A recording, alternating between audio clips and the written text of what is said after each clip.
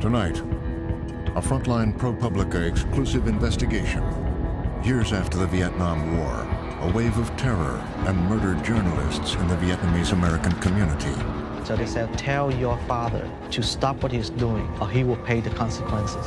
No one was ever charged. Somebody knows who's responsible for each and every one of these acts. A shadowy group. For them, the war did not end. With plans to raise an army. For them to pull that off in such a quick time, that takes money, that takes support. And some of the records are still classified. So many things from that period have been declassified. What can still be a secret? ProPublica reporter A.C. Thompson investigates this cold case, searching for answers across the United States and in Thailand. Do you think the Bureau should reopen the investigation? If new information's developed, oh yeah. Tonight, terror in Little Saigon.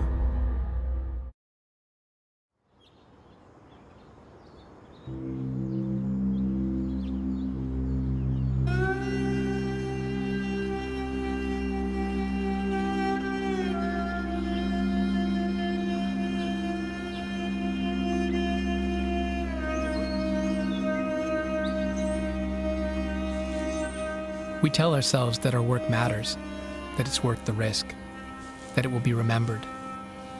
When another journalist is killed, we rush to tell their story and to say to the world that their life was not wasted.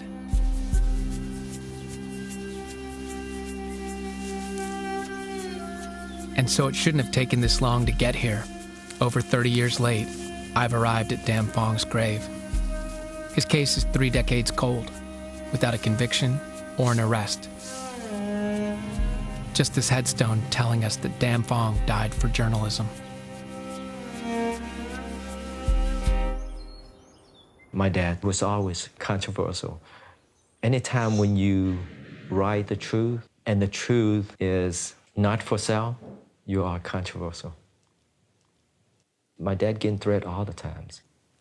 What do you remember about the day your father was killed?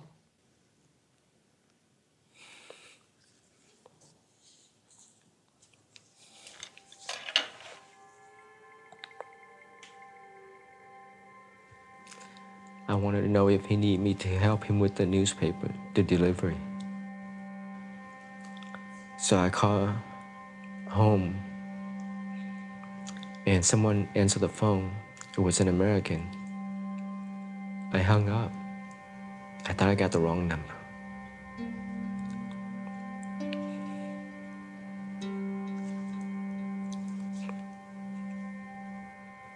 I called him again. The same person introduced himself as a sergeant with the HPD. Then he said, son, you need to come home quick. There's been an incident. And then at that time, I knew it was over. Houston police detectives are still trying to find out who killed Vietnamese newspaper editor Dam Phong Nguyen. Nightbeat reporter Kathleen... Dam Phong's sons gave me an old VHS tape.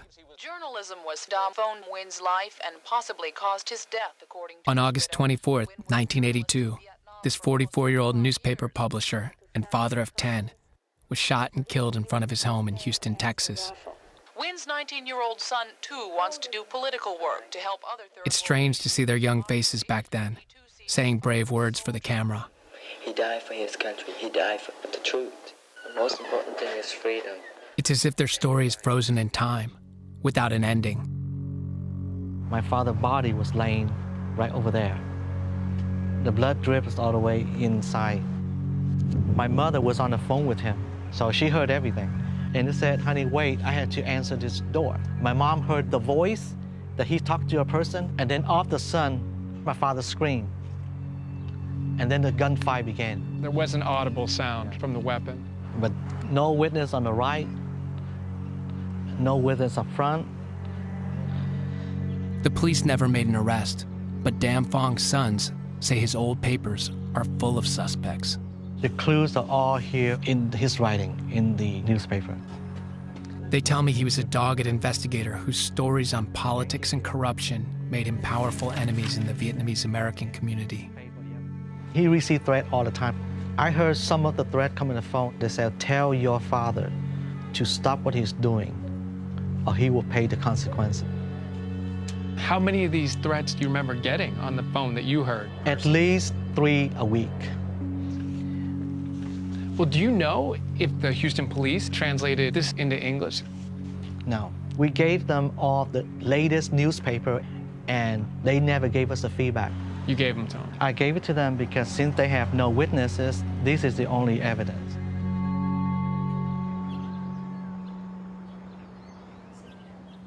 It wasn't a lot to go on. A stack of old articles I would need to get translated. I tried to track down other reporters he knew. Hi, I'm calling for Pham Kong Chiu. But their numbers no longer work, and even his old advertisers have closed down. These are the few details I can piece together. 7 shots, no shell casings, little forensic evidence, and no witnesses. It all sounds like a professional hit. And even those who know about the case don't want to talk. I just wonder if there's any way to meet with the detectives who are currently assigned to the case and just talk on background, not for the record, just to get a better sense of the case. Cold case units are usually eager to speak to the press, but no one at the Houston PD will talk about Dan Phong's murder. I've begun to read translations of Dan Phong's newspapers, and it's clear he wasn't afraid of making dangerous enemies. Vietnamese gangs, conmen targeting refugees, the KKK. But Dan Phong's final articles took aim at an anti-communist political group called The Front. He had an angry meeting with them at a restaurant down on Milam Street days before he was killed.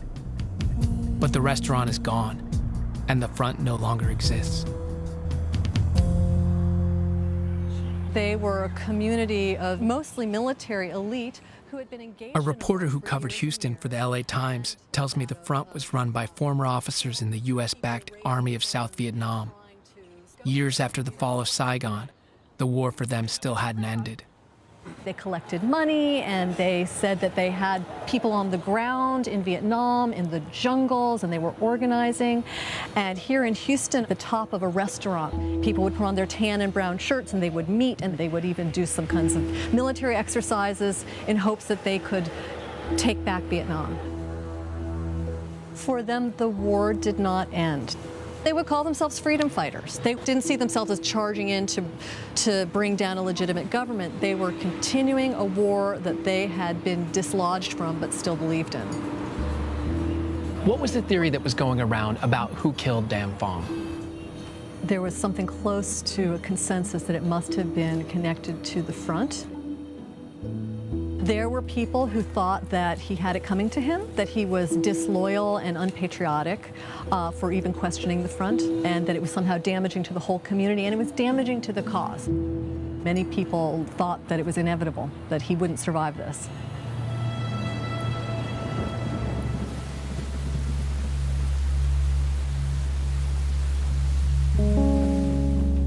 Colker says the Front was the only suspect she'd ever heard linked to the murder, but no one would give her anything more than rumors. I tracked down one of Dan Phong's old friends. He agrees to meet me at a restaurant. When you look at the killing of Dan Phong, this could have been about lots of different people he offended. What do you think? Tôi không nghĩ kẻ thù đâu mà nó kêu cái này nó đi vào cái dòng chính trị. Who do you think killed Dan Phong?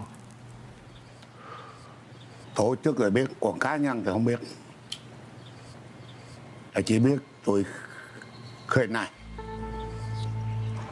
tổ chức ám sát, diệt khẩu, ai chống đối lại mặt trận là nó diệt. So K9 was a death squad. That's it. And what kind of personnel were on these teams? Cụ nhau ngon, tùm lum hết rồi. Đa số là hải quân nhiều. What made them want to kill Dan Phong? Là lý do là Dan Phong biên báo chữ nó quá nhiều. Thấy không? Vô lên dặn nhỏ nhỏ. Tụi nó tính đó.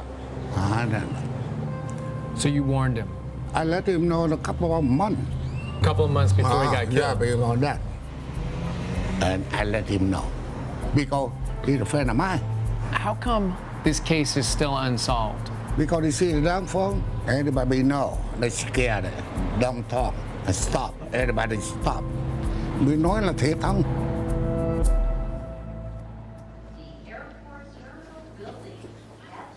A Vietnamese guerrilla group meeting above a restaurant.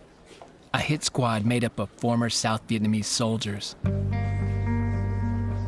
It's all a bit hard to believe, but when I start looking into the front, it's clearly more than just a fringe group in Houston.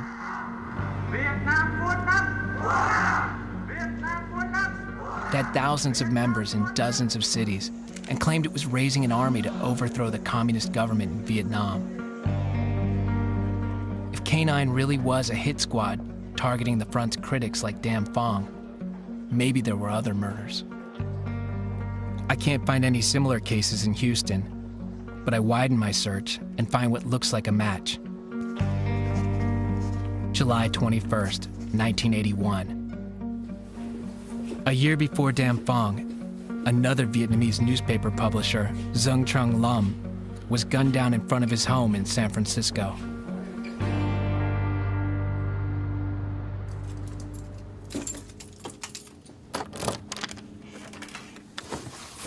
I'd worked as a police reporter in the Bay Area for years, and I managed to get a copy of the police files from the Lum case. I'm looking for links to K9 in the front, but the police files take me in a different direction. Among the papers, I find a communique claiming responsibility for the murder.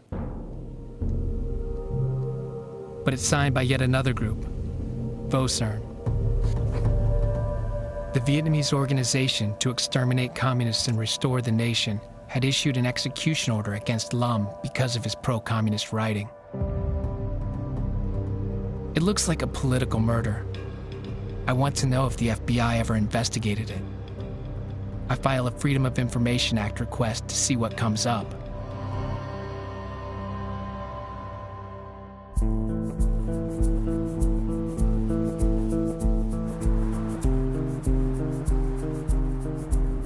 The local police had Lum's murder pegged as a personal dispute. They wrapped up their investigation in a few weeks, charging his friend with the murder. But the whole thing fell apart, and the judge threw it out of court before the trial even began.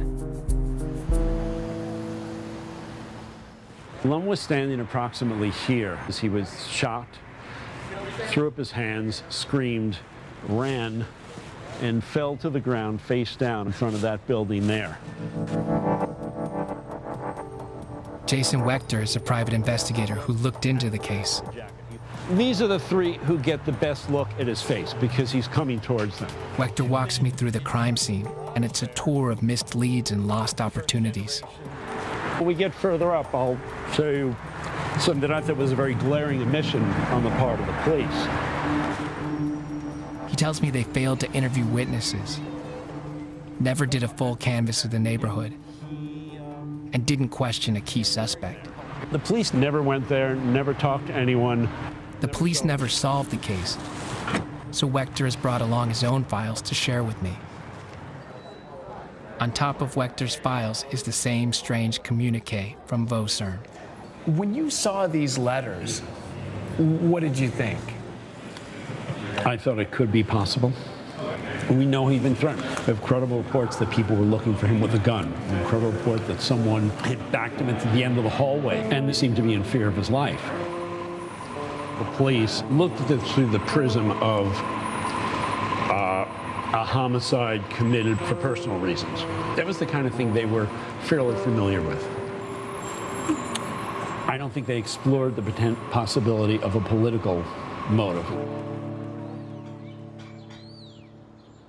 We came here at 75. Lum lived with me in this house. Lum's sister, Nancy Zung, has fond memories of living with her brother in the 70s. So that's him? That's him. He's a hippie. Yeah. You can see. Wow. And then he had a newsletter. Yeah, that's the one that get pissed off people. Did he get threats? Yes. What were the threats like? Okay. I'm the first one get threat. and they threatened me with a gun. They put guns to your head? Mm-hmm. What did the people say? They just say, get out of the country. I will kill the whole family. It scared me to death, I'm not kidding. And Lam, he's scared too. So there was a letter that came out after your brother got killed, and it said, the Vietnamese Organization to Exterminate Communists. I heard that. They even called me. They called you? Yes. They said we're a group, a terrorist group. Yes, we are the one kill your brother. I scared. I really scared. How many times do you think someone called you and... Oh my God, you could see it. For 2 months, I'm just crazy. I have to cut the phone. You had to cut the phone? Because day and night. What did you think of the police investigation? I don't think they care that much. It hurt me a lot. I try everything to give them information. I try everything because I want to know exactly what happened to him. Because to me, he's the best. He have a kindness inside. When he died, it just...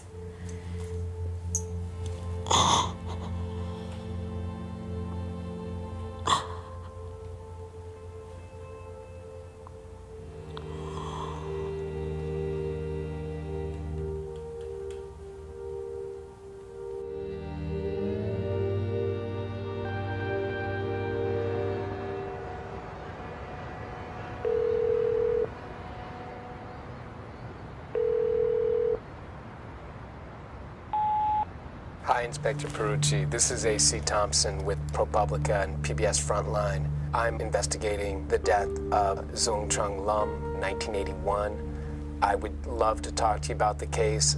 If you get a chance, please give me a call. Thank you for leaving your message.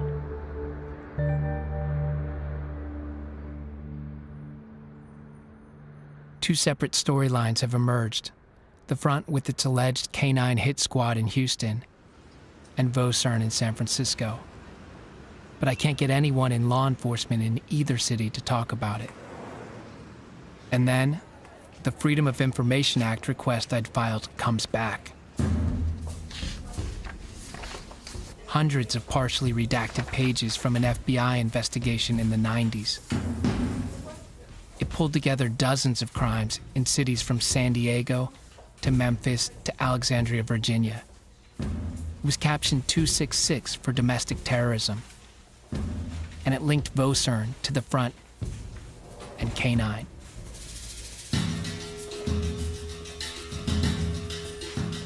The FBI files reveal a nationwide reign of terror. 7 murders and dozens of attacks, many targeting journalists who were critical of the front. But the FBI closed the case in the late 90s. And today, this unsolved wave of terror has been all but forgotten. I inherited a file room of documents, about probably from this desk over to the corner there. The reason I left it ultimately is because I developed an ulcer and it started affecting my health. Special Agent Catherine Tang Wilcox helped run the Vosern investigation for the FBI. She amassed a mountain of evidence, but prosecutors were never able to bring a case. Throughout the files, we've got 3 different organizations. We've got Vosern, we've got the front, and we've got K-9. Right. How are they tied together in your mind? K-9 was established as the assassination arm of the front to take care of the people who either represented a threat to them and their anti-communist movement or were viewed as being communist. I'm more inclined to believe that Vosern was just a name given by either the front leadership or K-9 to take responsibility for the actions. How did K-9 operate? I mean, who was the boss? We never got enough information at that time because people were still so afraid to really pin down who was in K-9. I do think that, particularly with Windham Fong in Houston, there is a distinct belief on my part that the front was responsible. Why do you think that Dan Fong was killed by the front? And there were no other motives developed other than the problems that he was having with the front because of the articles he was publishing. And then the way the murder was conducted, the casings were picked up and collected. The shells? Yeah. That was someone who was highly trained, that knew what they were doing, and wasn't going to leave any evidence that would be remotely helpful behind. And what did that spell out to you? It was an assassination. But she and other retired agents tell me the killings and violence were overshadowed by higher profile cases at the time, like the Unabomber, and it didn't get the resources it needed. It sounds crazy, a political death squad operating in the U.S. for a decade with impunity. I do feel badly I was never, ever able to bring someone to justice, to bring closure to those victims' families. But even after we finally got a task force set up to address it, and there was more than just me trying to work these cases all over the place. It wasn't something every agent wanted to take on. Do you think the Bureau should reopen the investigation? Should they be reopened if new information is developed? Oh, yeah. Yeah. Because if one person comes forward, that'll encourage others to come forward. Somebody knows who's responsible for each and every one of these acts. There's somebody that knows. And there is no statute of limitation on homicide. The FBI was never able to penetrate the front's leadership or flip a key member. But Special Agent Tang Wilcox is right. Someone out there knows who's responsible. They would be 30 years older now, but that might make it easier to talk. The front was led by former soldiers, and I managed to get an invitation to a South Vietnamese Army reunion in San Jose.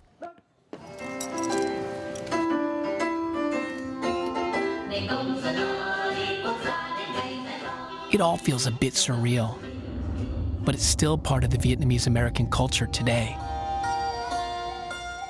The martial songs, the speeches calling for the overthrow of the communist government, the pressed uniforms from a military that hasn't existed for 40 years. Some of the vets are former front members, and they're eager to talk about the glory days of the battle against communism. When I turn the conversation to K9, they quickly become cagey.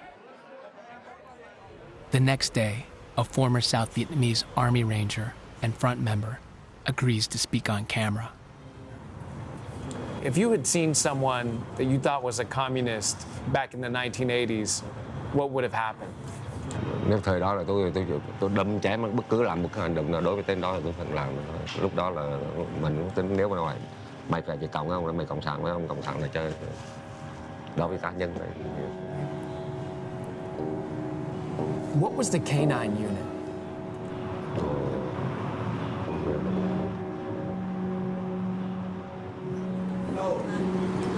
Because what people say is that the K9 assassinated people like Dan Fong, the journalist in Houston, and we're just trying to figure out what's rumor and what's real.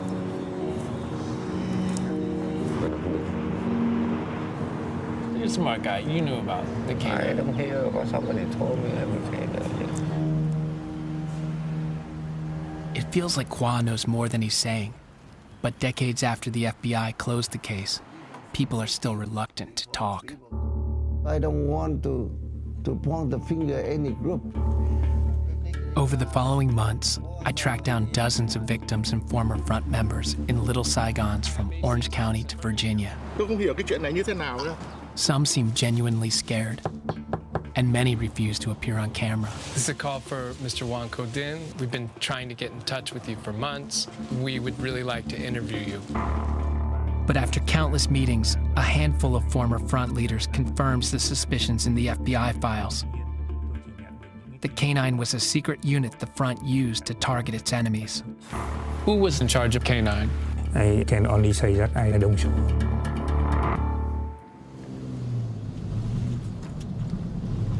I still don't know who ran K9, who gave the orders, who pulled the trigger. The closest law enforcement ever came to cracking the front's leadership was with the same tool that took down Al Capone, a tax case. The San Jose police investigator who helped build the federal tax case has retired to the hills of Northern California. Doug Zwemke keeps a scrapbook from his investigations. Some of my friends call this the Rolodex of death. It is filled with the photos of informants who were murdered while working with him. He had a little sign on his chest. I'm snitch, I die snitch. Oh my God. Yeah. She was an informant. She moves to Texas. They killed her and burned her. He got murdered. Here's a guy that helped on the front a little bit, but he was murdered in San Juan. Now here is the star, the person that started the whole thing. This is Freedom Fighter, and that's his wife, Velvet. This is the guy that murdered him. Whether he was murdered for helping me or because of the front, the murderer has never been caught. How did you get on this case? Freedom Fighter, he thought it would be a significant case for me to look into. It was right on, and it was verifiable. I didn't have to believe what he was saying. I'd just go out and it was right under my nose. Demonstrations, rallies, fundraisers, then you can see the money flow. That was the key. How can we get arrests from this criminal enterprise for pretty easy? You know, they're just the tax. It's the money talks, and you can follow it. Zwemke tells me the front was raising large sums of money to launch guerrilla operations against Vietnam. That would have been illegal under U.S. law, but he says it was easier to try to prosecute them for not paying their taxes. In your view, could you have used the tax case to squeeze information? No question. No question. Human behavior is human behavior, whether you're Vietnamese or anything. The old axiom, to err is human, to snitch is divine. So you would have rolled them, and they would have gone. And then you'd start filling in the organization chart concerning the canines, the murders, the national and the international perspective of this thing. It could have opened a lot of doors. How long did you work on the tax case? We got to the indictment thing within a couple of years. And then it just kind of stalled, and appeals. And the U.S. attorney in that case gave me a call. Sorry, you know, statutes ran, and I wasn't watching the clock. You gotta be kidding me. Anyway, the cases were lost. And I still think today that what they did in organizing actually an international organization, for them to pull that off in such a quick time, that takes money, that takes support, that takes material. It takes me a minute to understand exactly what Zwemke's driving at. Clearly, tacit support for their organization. And I hesitate to ask the obvious question. Your theory is somewhere in the background was the U.S. government. Oh, yeah.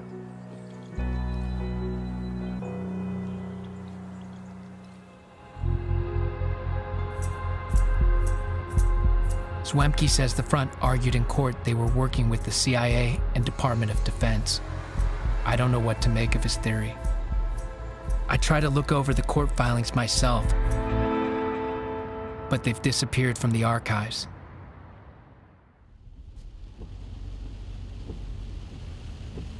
The U.S. Attorney's Office won't discuss the case, and neither will the CIA or the Department of Defense.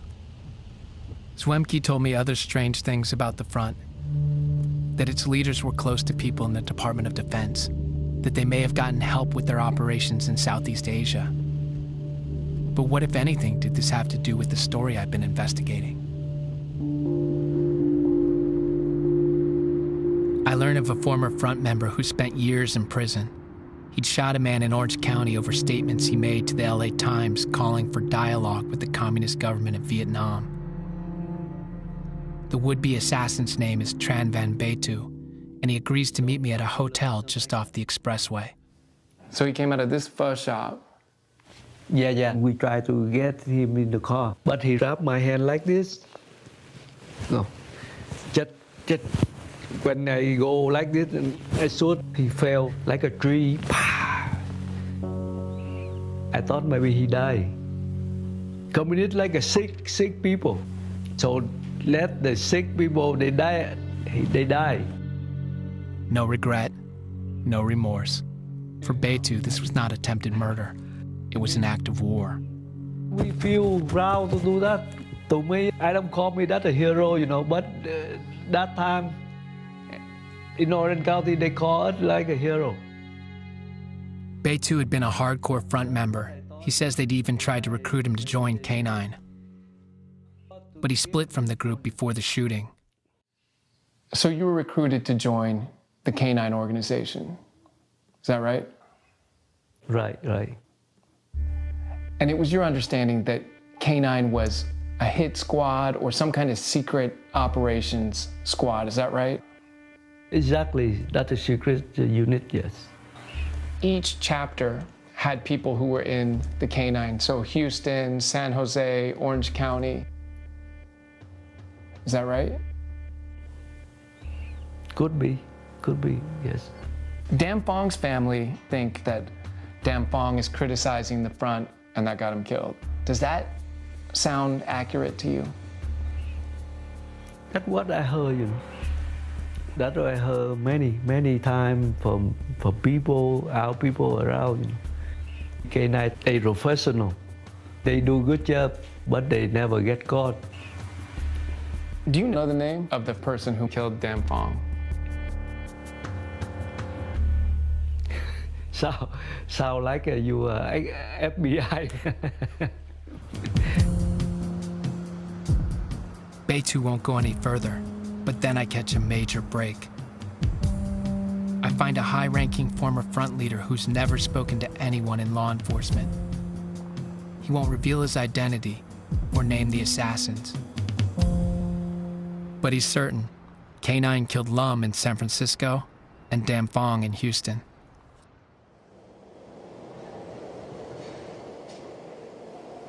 In his last issue, Dan Fong talks about a secret reporting trip he hid from his wife. A few months before his death, Dan Fong went to Thailand, investigating the front's base there and its leader, Wang Ko-min. I'd focused on the front's U.S. leadership, but when I open Min's file, everything changes. On his citizenship application, he assumes a Japanese cover name, William Nakamura. The home address he cites belongs to an advisor for the U.S. National Security Council. And a surprising name shows up. Richard Armitage, a top Pentagon official.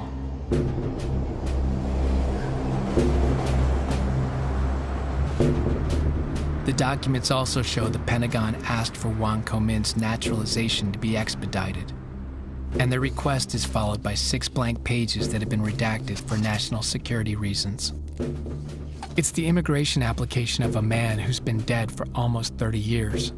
What possible national security reason would keep them classified now? There's something here that's more than 30 years old that's still a classified fact. Yeah. I can't even begin to imagine. I mean, you know, so many things from that period have been declassified. What could still be a secret? I don't get it. What began as a murder investigation in Houston, Texas, has led to the Pentagon and beyond, to the jungles of Thailand. This is propaganda for the front back in the early 80s. Here's the leader, Wang Ko-min, and here they are. They're drilling out in the forest. Now, this is Thailand, where they are. Well, these pictures are taken, the war is practically, what, 10 years gone, right? Yeah, 5 to 10 years gone. And it's not over for them.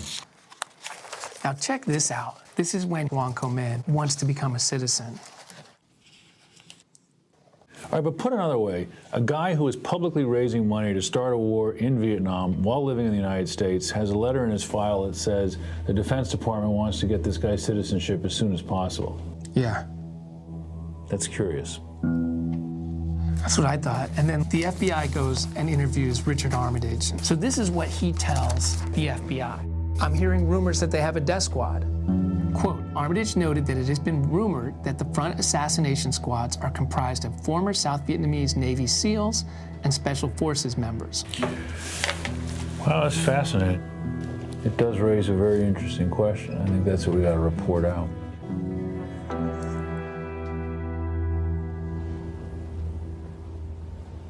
The FBI files focused on what the front was doing in the United States, but Dam Phong followed them to Thailand.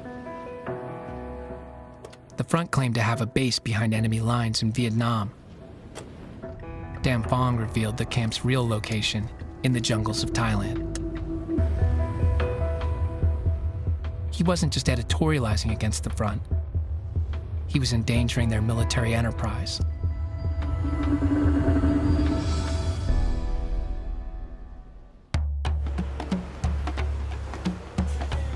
Bangkok, Thailand.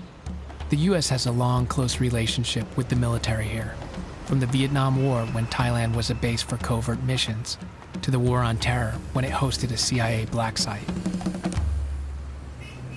I arrive in Bangkok a year into a military coup. A junta of generals rules the country in the name of the monarchy. But if the generals are in power, maybe it will be easier for them to speak. That year that American stay no more. Shavalit Yoongshayut was Prime Minister of Thailand in the 90s, but he prefers to be referred to by his military rank of general. The group that we're looking at was called the Front, and our understanding is that you set up a camp on the border with Laos. Do you remember the Front? Yeah.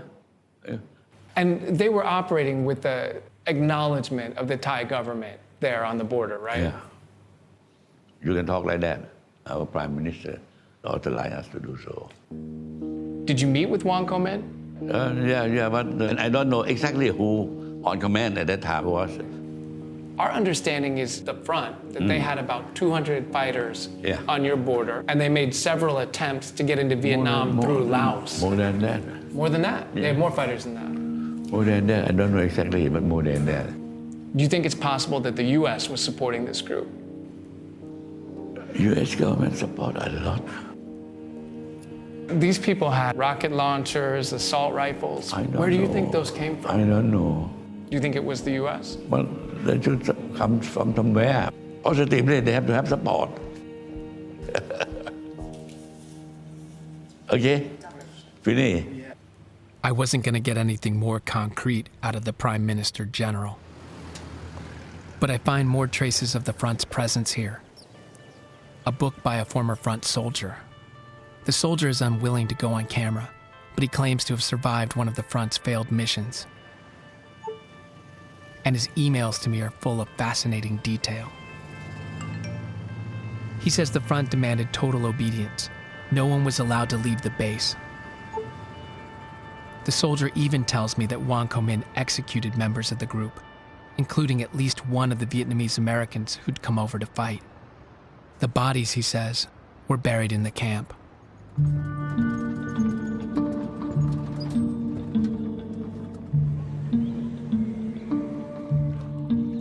Ubon province and the dense forests along the Mekong River form the cradle of Buddhism in Thailand. The hills here sheltered not only the Front's base, but anti-communist Lao guerrillas as well. The Front depended on them to guide them through Laos and into Vietnam. Wang Ko-min died trying to invade Vietnam in 1987. And the Front soldiers who weren't killed with him are long gone. But the Lao remain. And over here, is this Lao? In the tiny hamlets near the border, I managed to find 5 former Lao fighters who worked with the Front. We're trying to find Lao fighters who fought with this guy, Vietnamese resistance leader. ตัวนี้คนนี้หูจักอยู่นี่โอกูมินนี่ข้ามจากฝั่งลาวข้างนี่ไปขวมแม่น้ำโค้งนี่หาทางเมื่อพุ่นนะเวียดนามไปได้แต่กลางคืนแต่ว่ามันหลายคืนนะแต่ว่าไปหอนั่นแล้วก็ส่งเข้าไว้แล้วก็มา Did you ever hear what happened to them? บ่ได้ยินเลย Did any of the Front's fighters ever get tired of life there in the camp and try to leave?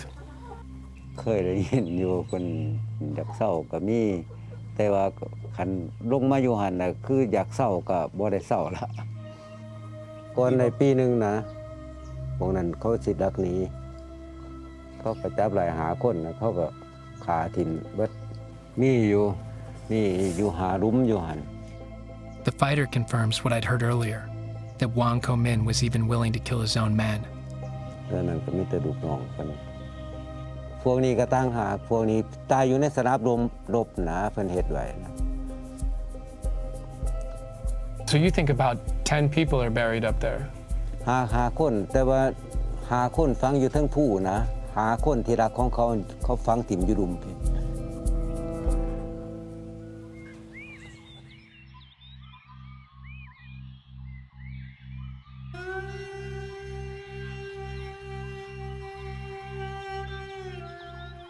30 years ago, a guerrilla army led by Wang Ko-min, an American citizen, used this jungle as a base to launch attacks on Vietnam.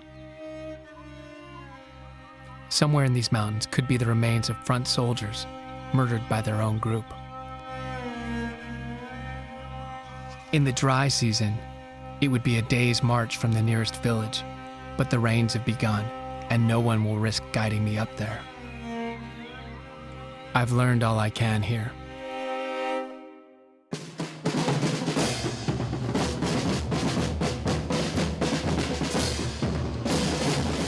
Back in the US, the story is becoming more clear. I hear from Richard Armitage, who's now a consultant in Washington. He won't meet with me, but in a series of emails, he says he personally vouched for Wang Ko-min to his Thai counterparts as the front was trying to set up its operations. But however helpful that was, he insists the U.S. did not have a program of support for the front. I also learned Armitage wasn't the only one who knew about the front's war efforts. I find CIA cables showing the agency was aware of the group. So was the National Security Council and the FBI. But no government agency moved to stop this Cold War militia.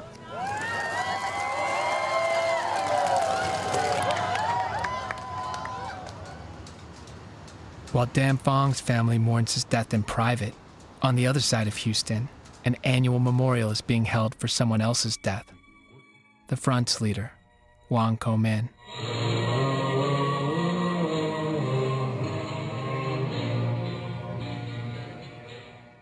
For months, I've been trying to track down a man the FBI listed as a suspect in Dan Phong's murder. And in the back of the room, I finally meet him, Johnny Wen. In the FBI files, multiple informants, including a former front member, said he was in K9 and was involved in Dan Phong's murder. Johnny says he was brought before a grand jury but was never charged with any crime. He agrees to speak with me after the memorial. Từ ngày tôi ra khỏi tổ chức nhưng mà tôi có đưa một cái bức hình tôi quả lớn lên, tôi thờ tới bây giờ. Mỗi lần đám giỗ kỷ niệm ông Hoàng Cơ Minh thì nước mắt của tôi tuôn trào. 18 năm rồi nhưng mà tôi vẫn nhớ. This is what we've been told. At one point, you were a member of K9. No, that's wrong. That's wrong. No, so you were wrong. never a member of the K9. Bullet, that bull. It's bull. Bullet. I told them, okay, go to tell the FBI.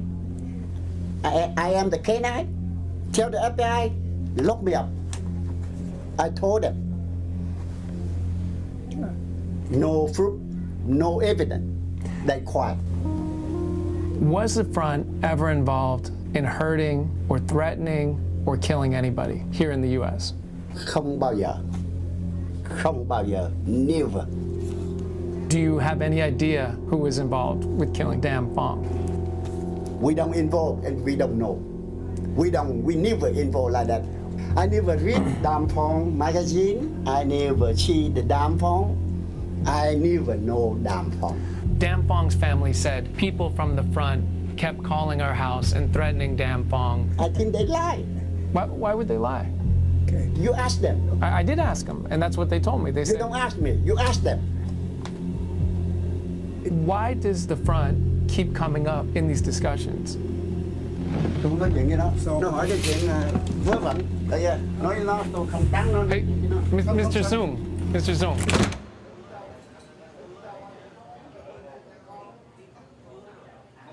After talking to many former front members and going over the documents, I've assembled a list of the group's top brass. One is dead, but the rest are easy enough to find. Even though the front dissolved years ago, its leaders remain prominent members of the community. I set up an interview with Tran Minh Kong, but he stands me up at the last minute. Wan Ko Din won't talk. Neither will Wen Kim. I'm down to one name, Wen Xuan Nia. He was in charge of crafting the front's strategic vision. We tried to make things change inside of Vietnam. Nia is not a man to shy away from a challenge or an argument. I am among the executive committee of the overseas. I am not ashamed of what I have done with that. I have not done anything wrong. There are people who say there were some members of the group who attacked people in the U.S. who didn't agree with the group. Yeah, I don't remember exactly when, but there is a lot of big issue about assassination or violent action against a writer or this or that, for instance. I remember a lot of people talking, but I am behind that kind of... Right. It makes me laugh. Because that's not you. You weren't behind it. No. I want your help because it's been many years and people like the family of Dam Phong, they want to know.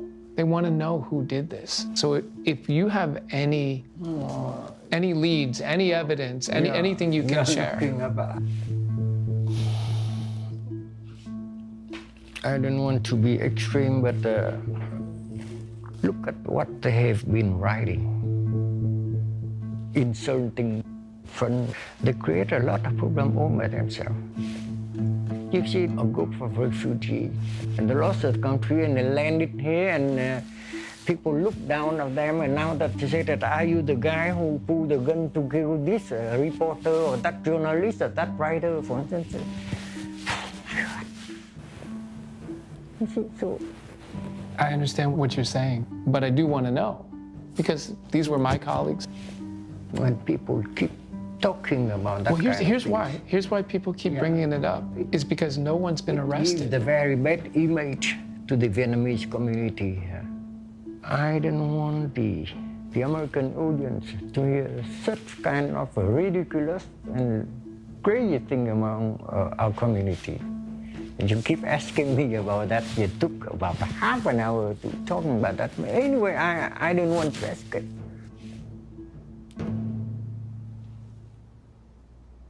Nia was hard to pin down, but by now I'd seen enough documents and interviewed enough former front members to know the group had a death squad. Along the way, I'd even gotten to a man the FBI never interviewed, a front leader who admitted that K9 killed Lum in San Francisco and Dam Phong in Houston. And 5 ex-front members had confirmed to me what I'd heard about the murders in Thailand, crimes that could potentially be prosecuted under U.S. law. It's time to go back to where this story started and share what I've learned with Dam Phong's sons. So look at this. This is terror incidents at that time. 1981, arson. Murder of this guy, Lum, San Francisco. Death threat, naming your father. Attack on this gentleman. Murder of your father. Murder of these people. It goes on and on and on and on. The front had a death squad. It was called K9. Members of the group are telling us that K9 killed your father.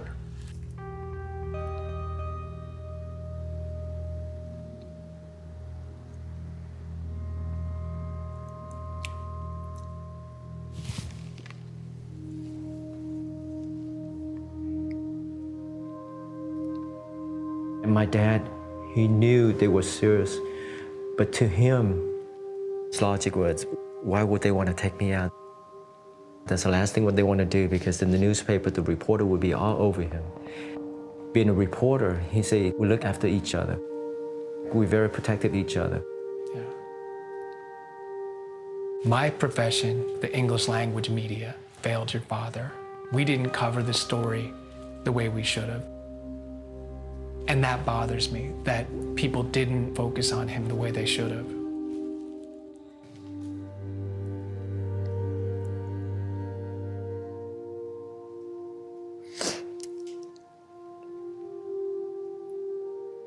Thank you. You have no idea. I waited 33 years to hear that. Thank you.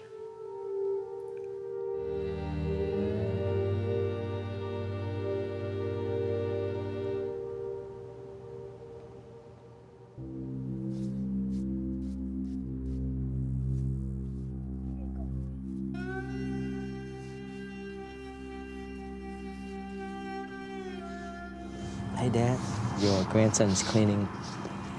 Make sure it's clean for you. For us, we just want an answer. That's it. An answer was long overdue. We never got from the police or anybody. Do we have anything to drive? No, come on, good job. Special Agent Catherine Tang Wilcox told me the case should be reopened if new evidence comes to light. And 20 years after the case was closed, we've learned a lot.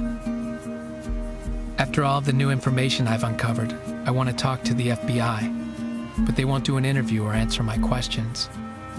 Instead, they send me a statement saying the cases were led by experienced FBI professionals who collected evidence and conducted numerous interviews.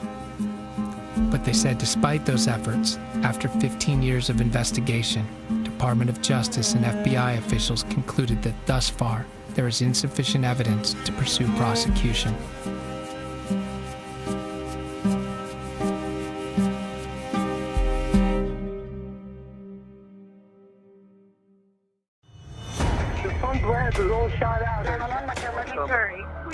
Once again, innocent victims shot We have down. been through this too many times. And then legislation voted down. They vote that way. The government's not supposed to tell you what to do. Is off the table. All the while, the gun lobby grows stronger. Frontline takes you inside the politics and the power of the It has NRA. nothing to do with guns. It has to do with freedom. Next time on Frontline. Go to pbs.org/frontline for more of Frontline and ProPublica's reporting on terror in Little Saigon and the front. And there is no statute of limitation on homicide. Read an interview with director Richard Rowley and reporter A.C. Thompson about the investigation. I'm looking for links to K9 in the front, but the police files take me in a different direction. And connect to the Frontline community on Facebook and Twitter. Visit us on YouTube for even more original Frontline reporting. And if stories like this matter to you, then sign up for our newsletter at pbs.org/frontline.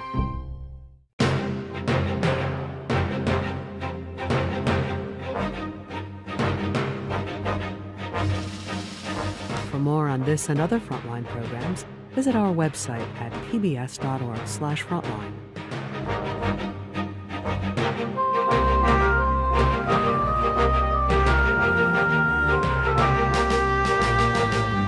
Frontline's Terror in Little Saigon is available on DVD. To order, visit shoppbs.org or call 1-800-PLAY-PBS.